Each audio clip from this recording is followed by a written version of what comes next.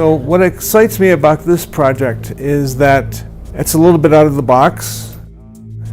It's an area of research that a lot of people have worked on for a long time, and people have produced a variety of different types of results based on observations, but there aren't well-established physical mechanisms to explain some of these observations. And so another aspect of this project that excites me is that it's so interdisciplinary, and that we've had to gather a group of scientists together that come from very different areas of atmospheric and space research to work together in a way that they probably wouldn't have dreamed of before. And so we have people who work on the behavior of clouds, lightning, but we also have space physicists working on the interaction between the solar wind and the magnetosphere and the ionosphere. And not only that, but we cross disciplinary boundaries in that we have to work with electromagnetism, we have to work with chemistry, we have to work with other aspects of science that are usually not combined together into one project. And so that's part of what makes it interesting to me.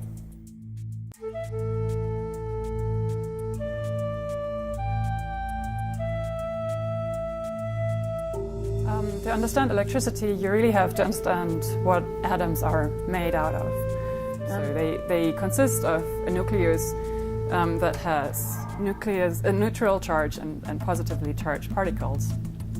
And around that nucleus, you have electrons, negatively charged particles, that are orbiting around it. Now, if you are rubbing, for example, like when you're rubbing your hands, you are giving these electrons that are going around the nucleus of an atom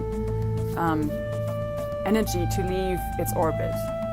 You take him out of that structure and make them mobile. And it's really the flow of these electrons that produce electricity.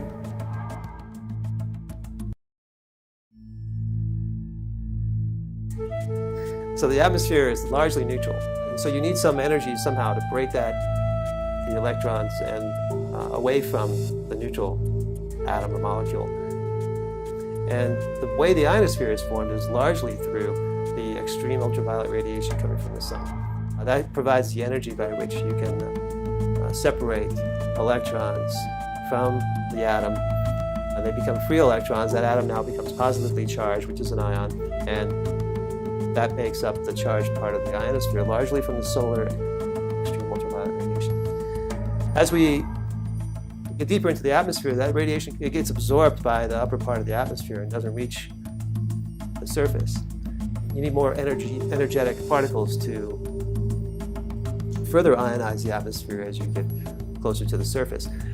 That's partly brought on by galactic cosmic rays. They have very high energies that can get through the atmosphere, and in that path have a lot of energy, collide with neutral particles and create ionization that way. There's also energetic particles from the magnetosphere that come in, and they also create collisions and create ions in the lower atmosphere. And then finally, at the surface, you have radioactive decay.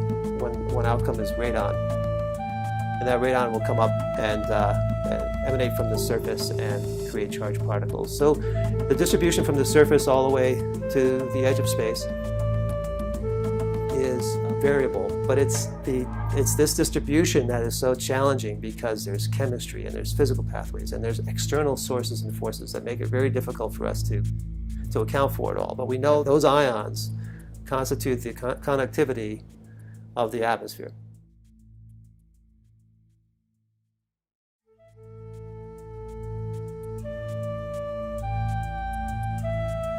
So my role in this project is modeling ionospheric electric fields and currents and helping develop a model of the global electrical circuit from the ground up through the ionosphere and connecting the ionospheric component with the lower atmospheric component. I think it's always exciting to get into a field of research where there are many unknowns, So we do understand, or at least we think we understand, the ionospheric electric fields and currents, the basic elements of it, although there's still many aspects that we do not know how to model fully. Much less well known is the lower atmospheric component of the electrical circuit.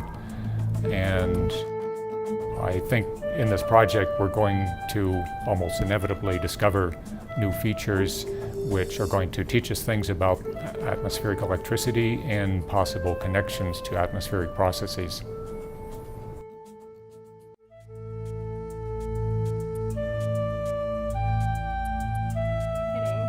So we're looking at the role of thunderstorms and electrified clouds in the global electric circuit. So a cloud doesn't have to actually be producing lightning to be electrified. And there's what we call a Wilson current that generally runs from the top of the cloud into the ionosphere and helps feed the global electric circuit. So in the typical thunderstorm setup, it's a source of charge. In the reverse setup, or the opposite polarity, it's generally a sink. So we're hoping to find some parameters of thunderstorms, like we're looking at the speed of the updraft and how much ice is in there, and we're hoping we can relate that to how strong or weak the current is.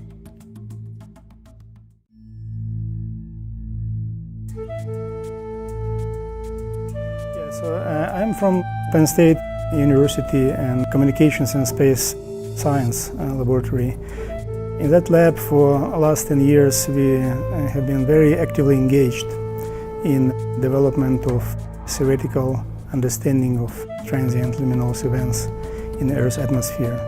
So we work on a variety of subjects related to lightning and lightning behavior, lightning physics, and of course in the context of global electric circuit modeling. We want to quantify how much lightning contributes to the global electric circuit, for example, in comparison with electrified thunderclouds and electrified clouds. There is a significant controversy in existing literature as to how much lightning contributes. So in some cases, some scientists actually claim 40% of the total current which is flowing in global electric circuit is contributed by lightning. So we want to actually understand and quantify actual amounts.